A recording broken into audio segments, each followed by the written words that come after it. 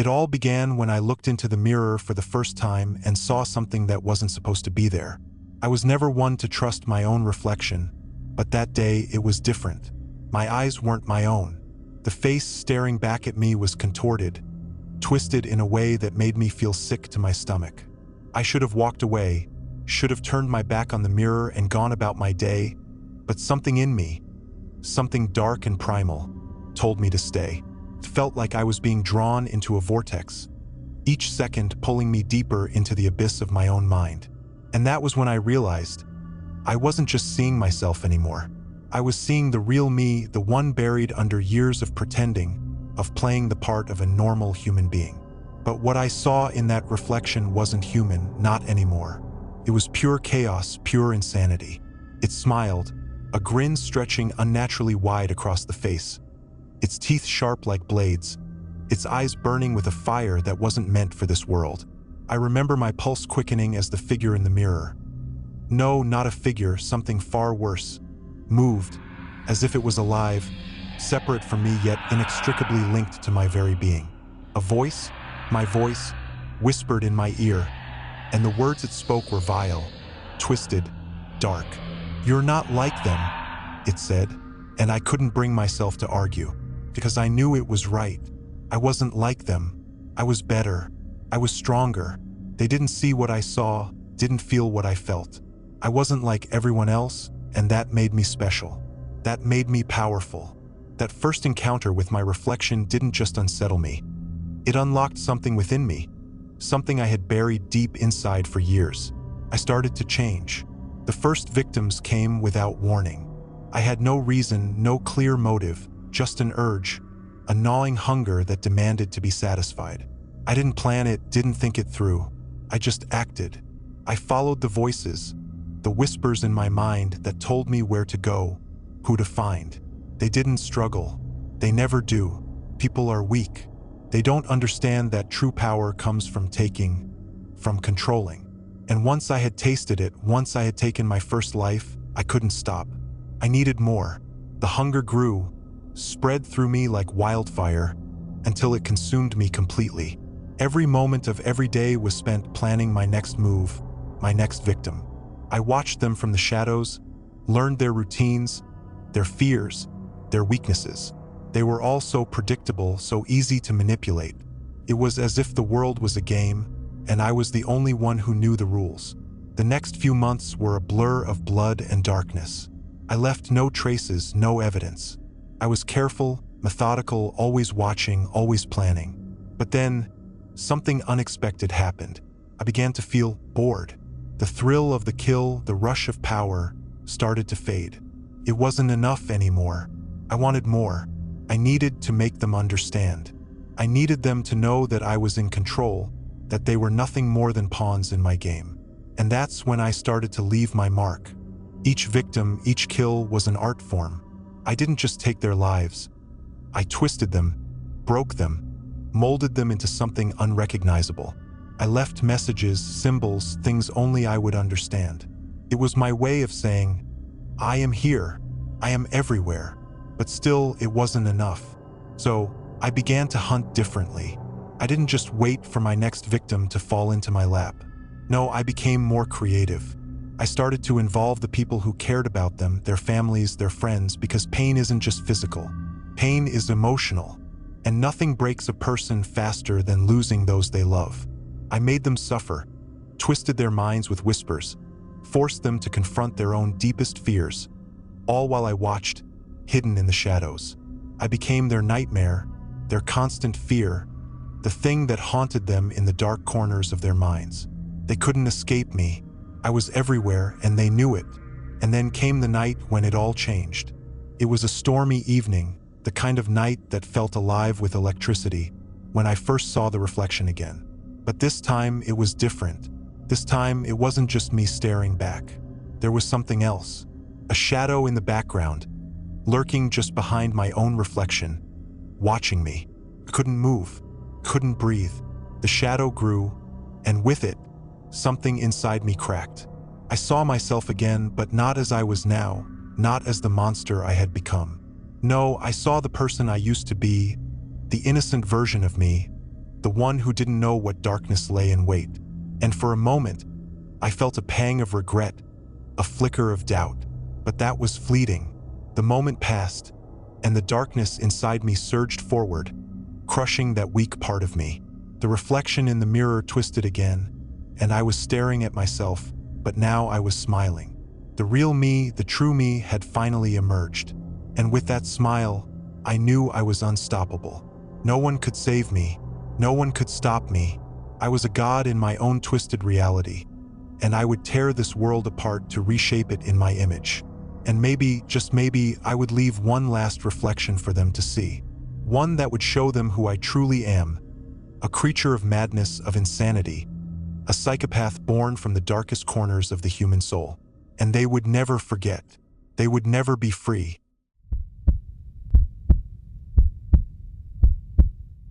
I used to think that I was just like everyone else, but I know now that I'm not. It was never the obvious signs that gave me away. No, it was much more subtle than that.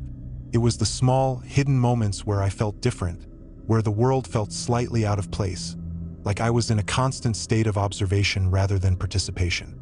I never understood why people were so fixated on the mundane details of life. Everyone around me seemed so wrapped up in their trivial concerns. The color of their clothes, the brand of their coffee, the petty dramas of their lives. I realized then that I was above all of that my mind worked on a different frequency than theirs, and I began to watch them like an artist studies his canvas, looking for the smallest imperfections, the subtle movements, the flickers of fear or doubt in their eyes. People don't notice you when you're quiet, when you stay in the background. They don't notice you when you blend in so perfectly with your surroundings that they never question why you're there, what you're doing, or what's going on behind your eyes. I learned that early on. I learned how to blend in, how to make people trust me, to believe that I was just another face in the crowd, another friendly face among a sea of strangers. But what I was really doing was preparing. I didn't want to be like everyone else. I wanted to be something more. The thrill of life had dulled for me long ago. The joy of mere existence had faded into the background, but I could see it. The thrill, the excitement, the satisfaction in the smallest of details, in the way people moved, how they smiled, how they laughed, how they hid their fears and regrets behind their eyes. I started to see the world as a playground, and the people in it as fragile, breakable creatures that needed to be studied, understood, and eventually harvested. And that's when I began. Started small, like all things do. At first, I simply observed, learning the patterns of their lives, their routines, their weaknesses. I knew who the loners were, who the ones were that craved attention, and who the ones were that pretended they didn't care. I knew who the strong ones were, the ones who fought against the world, and who the weak ones were, the ones who always just let the current carry them. I knew their secrets. They didn't know mine. And when I was ready, I took the first one. He was a man, a quiet man who walked home late every night from his office, thinking he was safe, thinking he was invisible just like the rest of them. But I watched him, I followed him, I learned him like a book, and when the moment was right, I did what I had to do. I took him. I didn't kill him right away, no. I wanted him to feel the fear, the helplessness, the terror of being trapped in a cage where there was no escape. And as he begged, as he pleaded, as he cried for his life, I couldn't help but smile.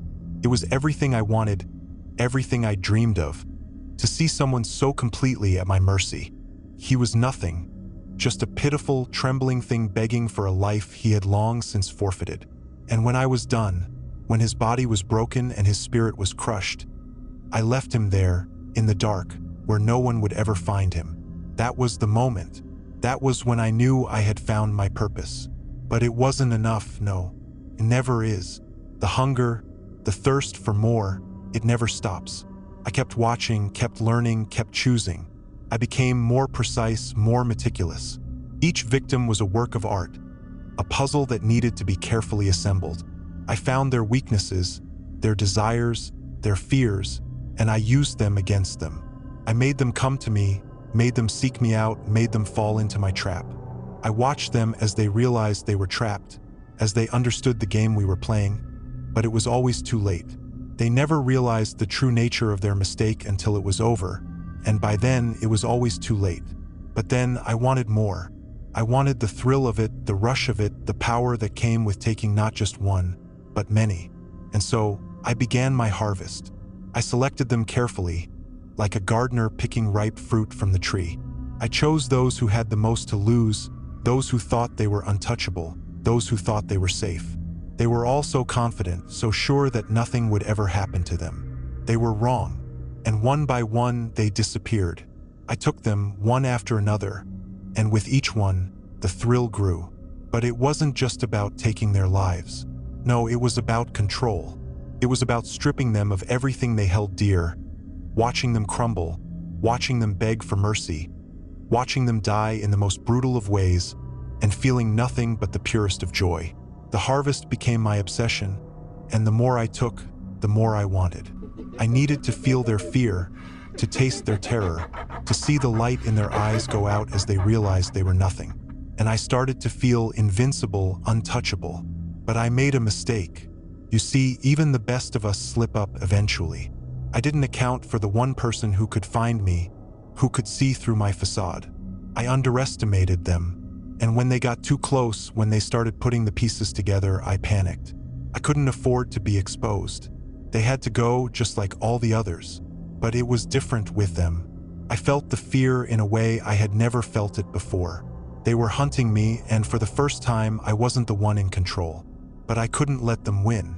I couldn't let them ruin the harvest. So I made my move. I had to do what I had always done, eliminate the threat and keep my secret safe. I thought I was careful, that I had covered my tracks. But there was something in their eyes that made me doubt it. Something that made me question whether I had truly gotten away with it all. But then I remembered, I am the predator. I always have been. And if they thought they could stop me, they were wrong. No one stops me. No one sees me coming. I will continue to harvest. I will continue to watch, to observe, to take. And the world will never know what happened to those who vanished, because they were never meant to be remembered. They were never meant to escape. They were always just food for the harvest. It started the way all the best things do. Quietly, unnoticed, and with no one suspecting a thing. I remember the first time I realized what I was capable of. It wasn't a loud, dramatic revelation or some grand moment of realization. No, it was a fleeting thought, a brief, tiny idea that slipped into my mind without warning. I wasn't always this way, not at first. I grew up in a world where pain was never far away. My parents, cold and distant, gave me everything I needed physically, but emotionally, they were as barren as the ground beneath my feet. The first time I truly understood what people meant when they said, love, was when I first saw a crack in their armor. A glimpse of emotion that bled through the perfect facades they put on every day. And that's when I knew I could break them. It didn't matter that they were my parents. They were weak just like everyone else. Weak, fragile, and desperate to maintain their image of normalcy. I learned that early. The cracks started small. At first, it was just the little things. Whispered arguments at night, the subtle tension in the air when we sat at the dinner table, the way my mother's hands trembled when she thought I wasn't looking. They were falling apart, and I was the one watching them, listening, learning. I wasn't a monster at that time, no. I was just an observer, a child learning to understand the world around me. But that was the beginning of the end. I began to study people. I watched them from the shadows, from the corner of the room, from the safety of my own mind. There was something in the way they moved, the way they spoke, the way they pretended to be something they weren't. It was all a facade. I understood that. I learned to read people's faces, to see the way they hid their secrets in plain sight. And then I saw them. The people who had it all, the people who smiled without a care in the world, who were surrounded by friends, by family, by adoration. They were the perfect targets. They had everything I didn't have, everything I was denied, and that's when the darkness in me began to stir. It was subtle at first, like a dull throb in the back of my mind, but soon it became an obsession. I needed to take. I needed to destroy. I wanted to see the light fade from their eyes, the same way the light had faded from my parents' faces long ago. It didn't take long for me to learn how to do it. I studied their habits, their weaknesses. I was methodical, precise. I didn't rush. I didn't have to. I knew they wouldn't see it coming. The first time, I took my time. I followed her, the woman with the perfect life, the one who had everything I would never have. I watched her for weeks, learned her routine, memorized the places she would go, the people she would see. She thought she was safe. She thought she was untouchable. But she was wrong. I remember the night it happened as if it were yesterday. The air was thick with anticipation, my heart pounding in my chest as I slipped into her life unnoticed. I watched her laugh, her voice carrying through the night, as she spoke to her friends, her face bright with happiness, completely unaware of the predator in the shadows. I waited. I watched her walk away from the crowd, towards the dark alley behind the building. She was alone, and that's when I made my move. I followed her, silent as a shadow, my breath steady, my mind clear. She didn't know I was there until I was right behind her. I didn't say a word. There was no need. I didn't need to speak. I didn't need to explain myself. I just needed to see her face. The look of terror in her eyes, the realization that she was no longer in control, that someone was watching her, someone who could take everything she had. That was all I needed. And when it was over, when she was nothing but a broken shell of the woman she had once been, I felt nothing. There was no satisfaction, no joy. It was simply an act, a necessary step in something much larger than her, much larger than anyone could understand. But it didn't stop there. No, it couldn't. I learned quickly that one wasn't enough. I needed more. I needed to keep pushing, keep testing my limits, keep seeing how far I could go before the world noticed, before they realized what I was capable of. I began to grow bolder. I took risks. I left them alive sometimes, just to see how long they would last before the fear ate them from the inside out. Sometimes, I would watch them struggle for weeks, tormenting them from the shadows, before finally ending it. Other times, I would slip away without a trace, leaving them to wonder who had done it, why, and when it would happen again. And they would never know. That was the best part. The fear was the sweetest thing I'd ever tasted. The uncertainty, the paranoia, the whisper of my name in the dark corners of their minds. It was all mine. It was my gift to them, a reminder that they weren't safe, that I was always watching, always waiting. But then, something changed. I started to feel alive. The world around me became brighter, sharper, more vivid. I could feel my pulse in my fingertips, in my chest, in my throat. The hunt wasn't enough anymore. I needed to feel it, to experience the rush in its purest form. That's when I found the others. The ones who, like me, understood what it meant to be alive, to truly be alive, to feel the life draining from another human being and to take it for your own. They were like me, and together we were unstoppable. We became a force, a shadow that spread through the city, leaving no one untouched. The police couldn't keep up. The world couldn't keep up. They had no idea what they were dealing with. I was always one step ahead, always watching, always planning. And they never saw me coming. I remember the last time I looked in the mirror. I didn't see myself anymore. I saw something else, something darker, something that had been inside me all along, waiting to be unleashed. And I smiled, because I knew that I had become what I was always meant to be. I was no longer a victim. I was the predator, and nothing, no one, would ever be able to stop me.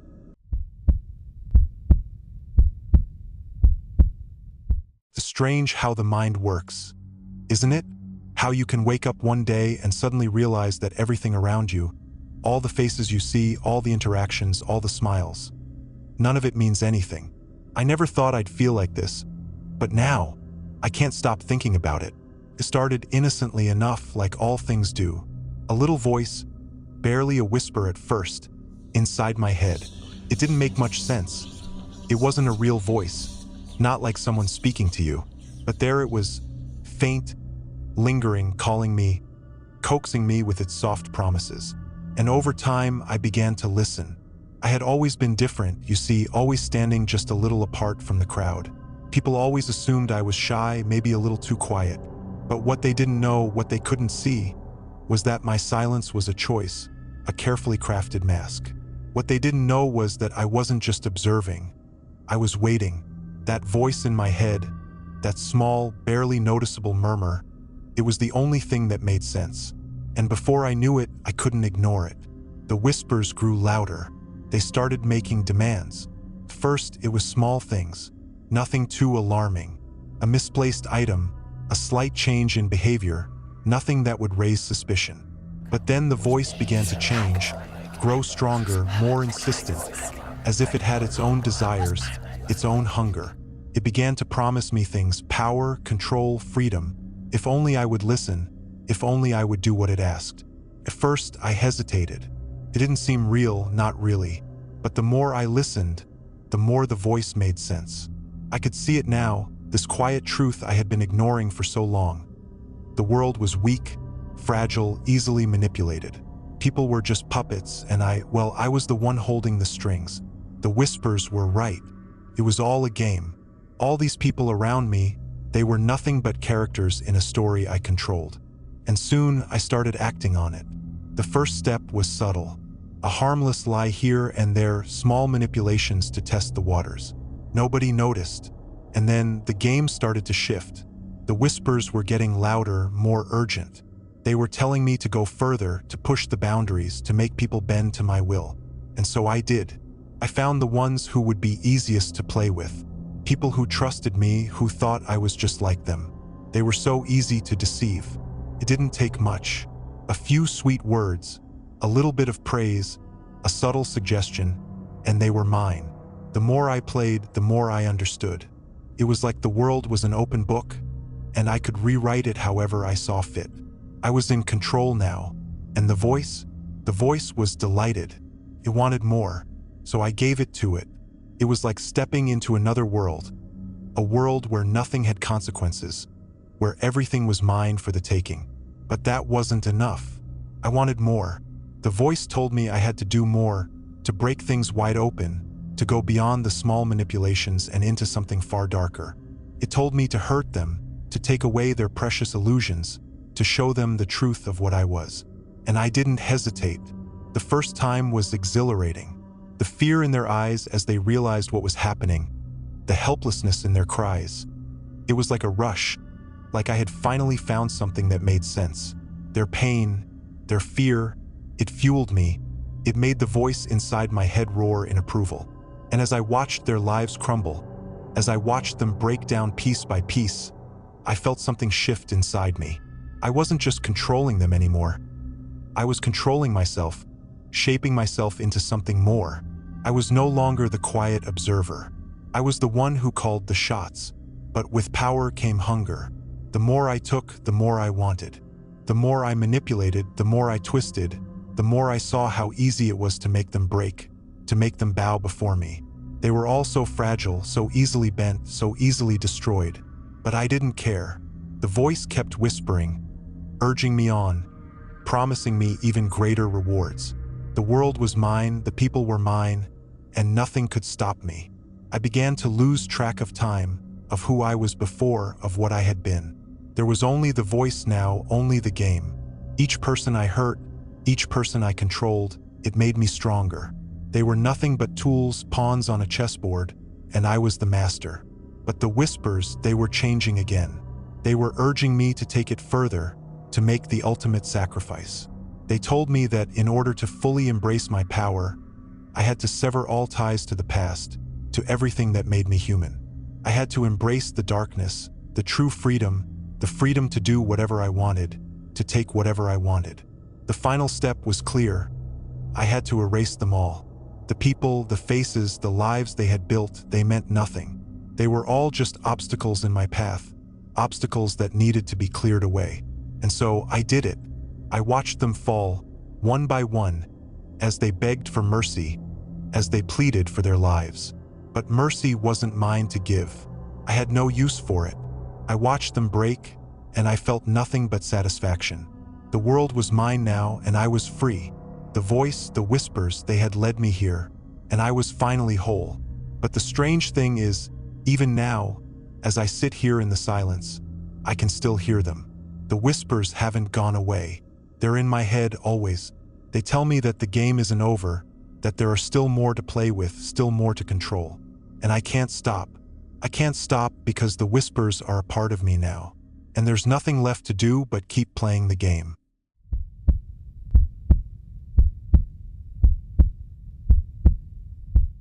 It started small, just a sound. A whisper I couldn't quite place. Something soft and distant but insistent. At first, I brushed it off as nothing more than the creaks of an old house settling at night. But as days passed, the whispers grew louder, clearer, until I couldn't ignore them anymore. They came from the walls. I know it sounds insane, but I'm telling you, it was the walls. I'd hear them, softly at first, like a faint murmur you hear in the background of a crowded room. But then, as the days stretched on, it became something much worse. It became a voice, calling to me, beckoning me into the depths of my own insanity. I wasn't alone. I never was. The house knew me, saw me for what I truly was, not the face I wore for the world. It saw the cracks in my facade, the parts of me I buried deep in the shadows of my mind. It whispered to me, urging me to embrace the darkness, to let go of the constraints that kept me tethered to the mundane.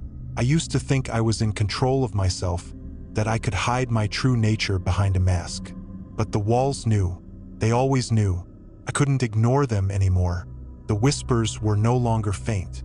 They became urgent, desperate. "Come closer," they said, in voices that sounded like a chorus of broken dreams. They promised me something. What exactly, I didn't know, but it was something I couldn't resist. Something that called to the very core of my being. Something I had been searching for my whole life. So, one night, when the house seemed especially alive with its whispers, I followed the sound. It led me down to the basement, a place I had never dared to explore. A place so dark that the air seemed thick with decay. As I stepped into the basement, the whispers grew louder, more insistent, almost as if they were welcoming me home. The room was cold, colder than it should have been. And that's when I saw it. A small door at the far end of the room, hidden behind shelves of old, forgotten junk. It wasn't just a door, though. It was a door that belonged to nowhere. A door that shouldn't have been there. It was warped, bent in ways that defied logic, as if it had been twisted by forces beyond my understanding. But the whispers, they came from beyond it. The voices, they pulled at me, telling me to open it, to step through and embrace what lay beyond. I hesitated. Fear, or maybe something else, held me back for just a moment. But then I couldn't resist. I reached for the doorknob, cold under my fingers, and turned it. The door creaked open, and a smell hit me. A smell so foul, so overpowering, it made my stomach churn. But I pushed through it, stepped inside. The room beyond was small, nothing but walls of stone, the air thick with the smell of rot. But it wasn't just a room. It was alive. The walls seemed to pulse, to breathe, as if they were a part of something much larger, something ancient. I could hear them more clearly now, the whispers, each one 1,000 voices all calling to me. I stood there, frozen, as the whispers wrapped themselves around me, filling my head with thoughts that weren't my own. And then the walls spoke to me, not just whispers anymore, but words. "You've come," they said, in a voice that shook the very foundation of my mind. "You've always known you were meant for this. You've always known you were different." Felt like something inside me snapped. The house, the walls, they knew me. They knew everything. They knew my darkest secrets, the parts of me I had tried to bury. They saw through the mask I wore for the world. And that's when I understood. The whispers weren't just from the walls. They were me. They were the pieces of my soul I had locked away, the dark thoughts, the twisted urges that I had tried so hard to suppress. But the walls had freed them. They had given them a voice. And now I couldn't escape them. I didn't want to. I was no longer just a man. I was something else, something darker.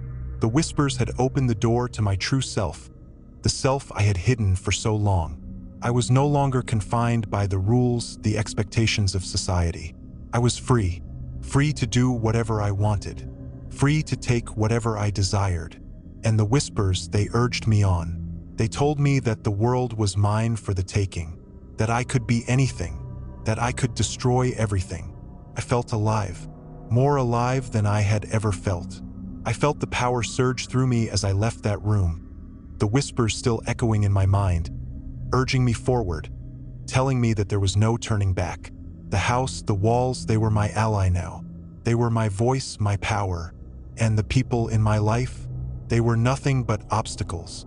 Nothing but toys for me to play with, to mold, to break. It didn't take long before I found my first victim. She was a neighbor, someone I had known for years, but someone who had always been beneath me. She thought she knew me, thought she saw me as just another ordinary person. But I was so much more. I invited her over one evening, pretending that nothing had changed, pretending that I was still the person I once was. She came, and that was the last mistake she ever made. The whispers guided me. They told me what to do, what to say, how to twist her mind, how to break her. I watched as she slowly began to realize that something was wrong, that she was no longer in control. I made her beg for her life, just like the whispers had taught me. And when she was gone, when her life had been snuffed out like a candle in the wind, I felt the satisfaction wash over me. It wasn't enough. The whispers demanded more, and I gave it to them. The house wanted more. The walls wanted more, and I wanted more. They told me to take everything, to break everything, to reshape the world in my image. And so I did. There were more victims, more screams, more blood, and with each one, I felt the whispers grow louder, more powerful. They were me, and I was them. We were one. There was no more pretending. There was no more mask. The darkness had claimed me. I was the whisper in the walls. I was the monster that lurked in the shadows. And there was nothing left to stop me.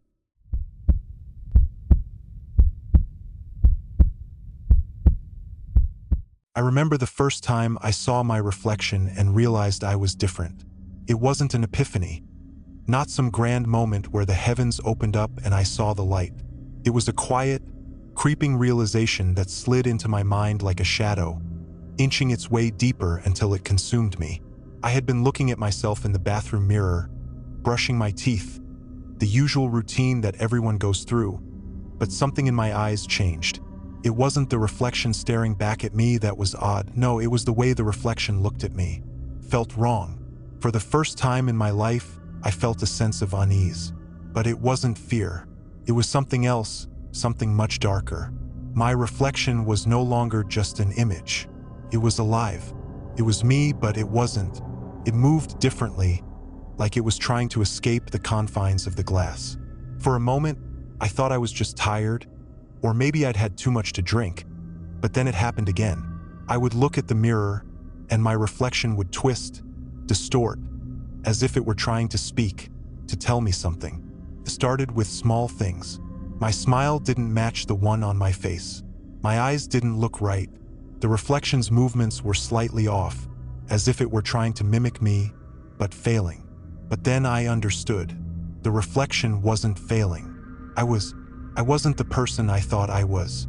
And that's when I realized that I had a choice to make. I could continue pretending to be normal, to fit into society's expectations of what a person should be, or I could embrace the truth that I was different. The reflection knew that. It had always known. I wasn't the one in control.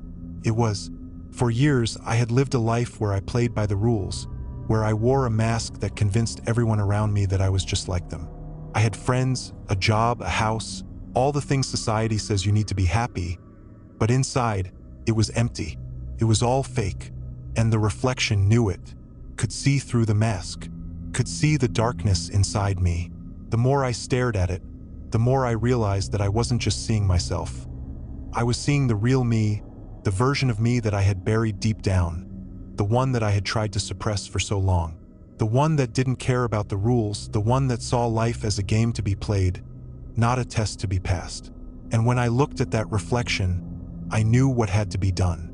The mask had to come off. The real me had to be set free. The first time I let the reflection take control, it felt like I was waking up from a long, restless sleep.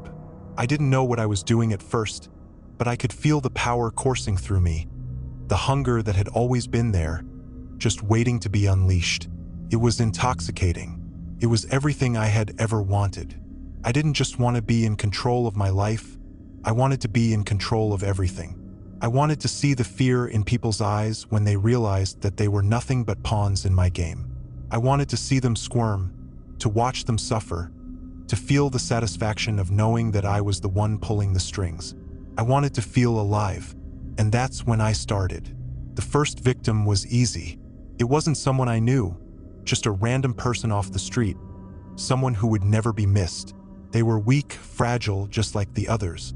I could feel their pulse quicken, their heart racing as they realized they were trapped, that there was no escape. And I watched. I watched as they begged, as they pleaded, as they cried for mercy. But there was no mercy. There was only the reflection, staring back at me, pushing me to go further, to take more, to push the boundaries of what I could do. And so I did. Each victim became a game, a test, a way to prove my power, my control. The more I took, the more I wanted. But it wasn't just the physical act that thrilled me. No, it was the anticipation, the build-up, the way I could see the fear creeping into their eyes as they realized that they were nothing but a tool to me, a piece in a larger puzzle. I made them feel small, insignificant. I made them beg for their lives, only to watch the life drain out of them. And with each one, I felt myself growing stronger, more powerful. I could feel the reflection growing inside me, urging me on, pushing me to do more, to take more, to never stop. It wasn't enough to just hurt them. I wanted to break them. I wanted to see them lose everything. Their will to live, their sense of hope, their very identity. I wanted them to become nothing more than an echo, a shadow of what they once were. And when I finally let them go, when I left them broken, lifeless, I would feel the satisfaction of knowing that they would never be the same again. They would never know who they truly were, just like me. I wanted to see the world burn, to watch everything crumble beneath my feet, to be the one who controlled the chaos. But as I took more, as I pushed further, something changed. The reflection started to grow restless.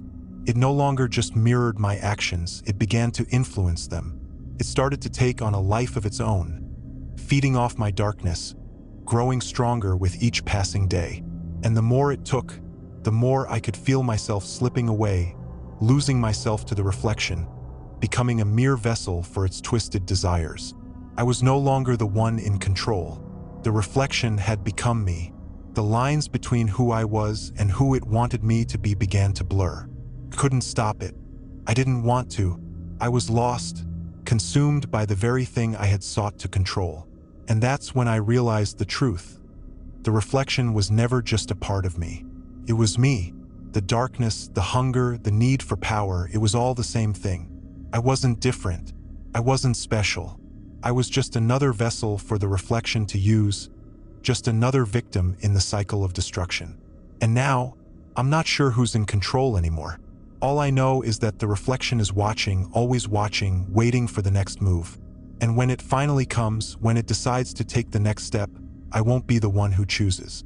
I'll be the one who follows. Because the reflection always wins. It always does.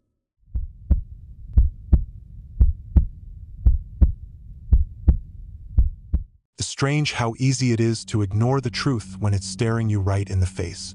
Most people are so caught up in their little routines, their petty concerns, that they can't see the bigger picture. I suppose it's a gift, in a way, that I can see things for what they truly are. From the very moment I realized what I was capable of, the world became a much more fascinating place.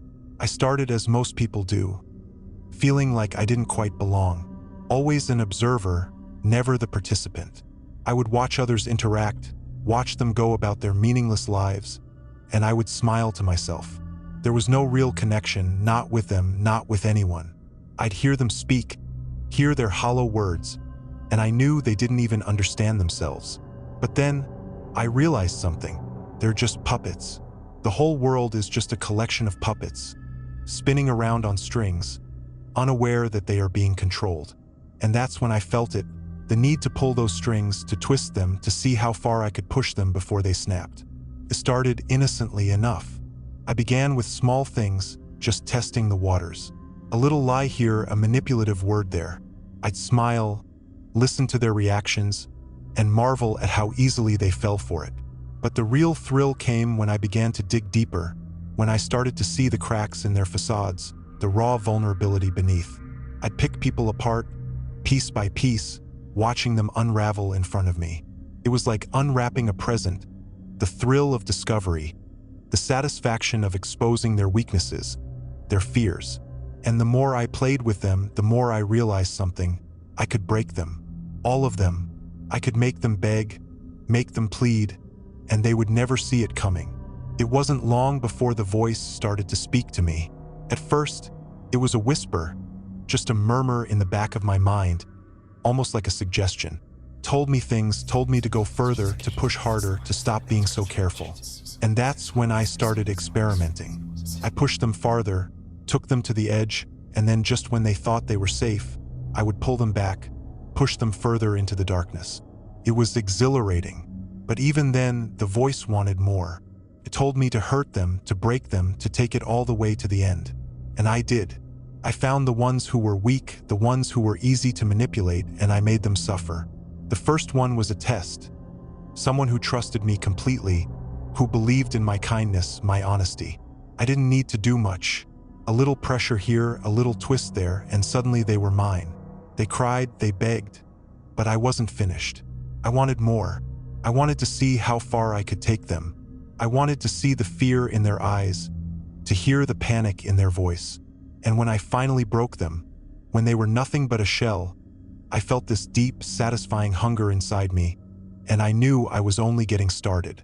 But the thing is, once you start, you can't stop. It becomes a game, an obsession. You don't just want to control them, you want to own them. You want to strip away everything they are, everything they believe in, until they are nothing but an empty shell that exists solely to please you, to obey you. It wasn't long before I started finding more people, more targets. I loved the way they looked at me, the way they trusted me, the way they felt safe around me, unaware of what I was capable of. I'd feed them lies, tell them everything they wanted to hear, make them think I was one of them. And then, once they were hooked, I'd pull them in closer and closer until they were trapped. But the voice inside me, it wasn't satisfied. It told me to go further.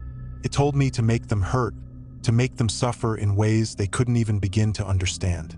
It told me to push them to the edge, to make them scream. And I did. I took them to places they never thought they'd go, forced them to confront their darkest fears, made them beg for death. The pain, the terror in their eyes, it was like a drug. It was the sweetest thing I'd ever experienced, and I couldn't stop. I watched them break down. I watched their will to fight, their will to survive, crumble away until they were nothing.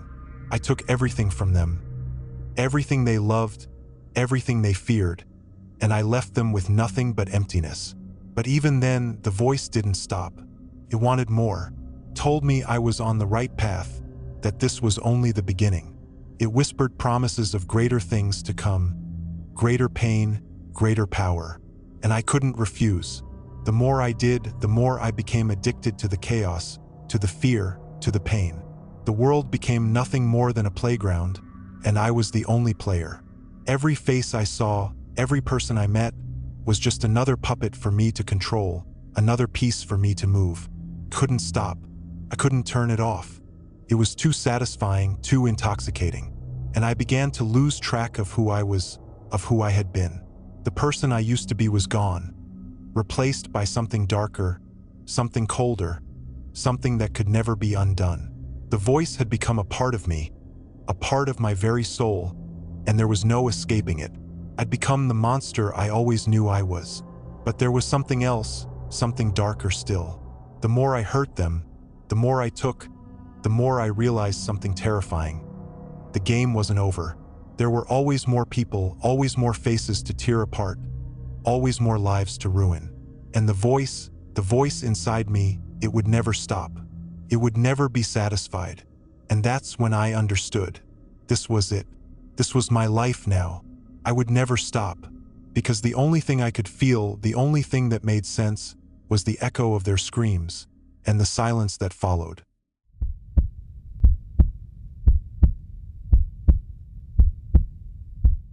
I've always been fascinated by the way people live their lives, so blind to their own fragility. The way they walk around with their heads held high, thinking they're untouchable, that nothing can break them, while they're just one slip away from unraveling. I've always known what's underneath it all. Everyone wears a mask, even the most sincere among them. It's like they're playing this game, this beautiful little performance, and I'm the one in the audience, waiting for the perfect moment to expose them. I've seen it before, the cracks in their perfect little lives, the little things that betray them. And then, of course, there's the pleasure of watching them fall apart when the mask slips and everything they thought they knew collapses in front of their eyes. But what really excites me is the power of control, of making them bend to your will. I've learned that everyone has a weakness, something deep inside them, something they don't even know exists until it's pulled out. And once you know that, once you understand how fragile they are, it's easy to break them. At first, I didn't understand the full extent of what I could do. It started innocently enough. Small lies, little manipulations, subtle things. I'd watch them falter when they realized they'd made a mistake. Watch them search for answers that I already had, and I'd smile. It was delicious, really, to know that I held the power to control their every thought, their every move. And then, when I was sure I had them, I would strike. It's the moments that no one sees coming that thrill me the most. The ones where they think they're safe, the ones where they're still convinced that everything is fine, and then bam, I make them question everything. It started with small pranks. Little things like moving an object from one place to another, watching them search for it in confusion. The fear in their eyes when they realized they were losing control was almost enough to make me laugh. But I needed more. I wanted to see them crack wide open, to see what they were really made of. And so I pushed further, twisted the knife deeper. It wasn't long before I realized I didn't need to stop. There was no limit to what I could do, no boundary I couldn't cross. I could make them do anything. I could make them beg. Begging, that's the true beauty of it. Watching someone lose all sense of self, lose all dignity, and beg for something, anything, just to feel a sense of security. And I could give it to them just as easily as I could take it away. The first real victim came by accident, or so I told myself. He was just a guy, a stranger really, someone I barely knew. But I watched him for a while, studied him, and I could see the cracks. He was weak, so easy to manipulate. It didn't take much to get him to trust me, to open up. And then, once I had him hooked, I started planting ideas in his head, twisting his thoughts, making him question his own reality. He started seeing things that weren't there, hearing voices that didn't exist, feeling like he was losing his mind. He begged me to help him, begged me to make it stop. And I did. I made it stop for a while, but I wasn't finished with him. Oh no, I wanted to see how far I could push him. So, I made it worse, gave him false hope, let him believe that maybe it was all in his head. And then, just when he thought he had regained control, I pulled the rug out from under him. The screams, the terror in his eyes, the way he couldn't breathe as he begged for release. It was beautiful. That's when I realized it wasn't enough to just break them. I needed to make them see the truth about themselves, the truth about how easily they could be destroyed. I wanted them to understand that no one is invincible, that everyone has a breaking point, and I would find it. It wasn't long before I found another one, and then another and another. It was like a game to me, a puzzle I needed to solve, a challenge I couldn't resist. Each one brought something new, something different, and I reveled in the chaos I created. It wasn't just about making them beg anymore. No, it was about seeing their fear, watching their minds shatter as they realized how utterly powerless they were. The control was intoxicating. It was like a drug, and I couldn't get enough. I watched as they fell apart, piece by piece, and I felt this deep, gnawing satisfaction. But the more I did it, the more I wanted. I wanted to see them beg for more, to see them lose themselves entirely. And so I pushed harder, made them face their worst fears, their darkest secrets, and it was always the same. The fear, the desperation, the utter helplessness. The more they begged, the more I fed off of it. But I wasn't done. No, I knew there were more, so many more out there who were just waiting to break. It wasn't just about the individuals anymore either. It was about something bigger, something more grand. I could manipulate entire situations, entire lives. I could watch as the world crumbled around them, watch them scramble to hold it all together while I tore it apart from the inside. And the most beautiful part? They would never know it was me. They would never know that they were just pawns in my game. They would never know that their every move, every decision, every breath was orchestrated by me. I became the unseen hand, the master behind the curtain. I could destroy them without leaving a trace, without ever stepping into the light. No one could stop me because no one knew what I was capable of. And so I continued, taking more lives, breaking more people, watching them fall apart, one by one. The satisfaction was overwhelming, and yet it was never enough. I needed more, always more. And one day, when they're all gone, when they've all been destroyed, I'll look around and realize that I've achieved something few could ever dream of.